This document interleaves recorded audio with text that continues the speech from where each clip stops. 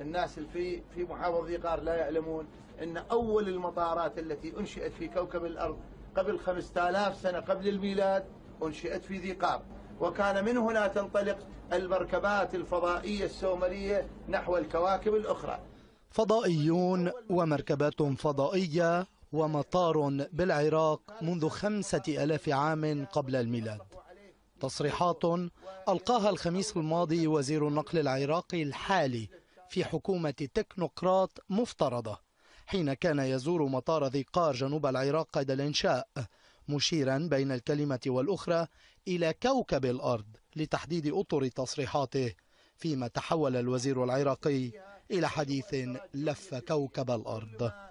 يتوفر في أجواء ذي قار هو أجواء إيجابية، بمعنى أن السومريين لما استقروا في هذه الأرض كانوا يعلمون تماما أن هذه الأرض بأجواءها هي أجواء ملائمة للتحليق. The Independent كتبت مقالا طويلا حول هذه التصريحات، ناقلة باستغراب عن الوزير أن الحضارة السومرية أنشأت أول مطار في التاريخ من 5000 عام قبل الميلاد، والأهم أن مركبات فضائية كانت تقلع منه باتجاه كواكب أخرى.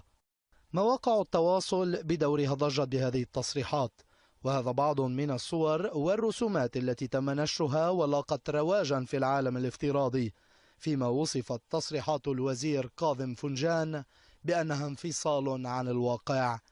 أما الرجل على يمين الشاشة فتظهر على وجهه الدهشة والاستغراب من الكلام الذي كان يسمعه من الوزير، كلام أشار آخرون على أن أبعاده مأساوية، حيث اعتبروا أن الوزير حر برأيه ومخيلته في مجالسه الخاصة، لكن تصريحا رسميا في حدث رسمي إنما هو أمر غير مقبول وعدم احترام للعراقيين ولعقولهم. وتابعوا بأن وزير النقل الذي هو على أساس تكنوقراط كان يفترض به التحدث عن أهمية المطار، عن طاقته الاستيعابية، عن مردوده المالي، عن عدد الوظائف التي سوف يؤمنها.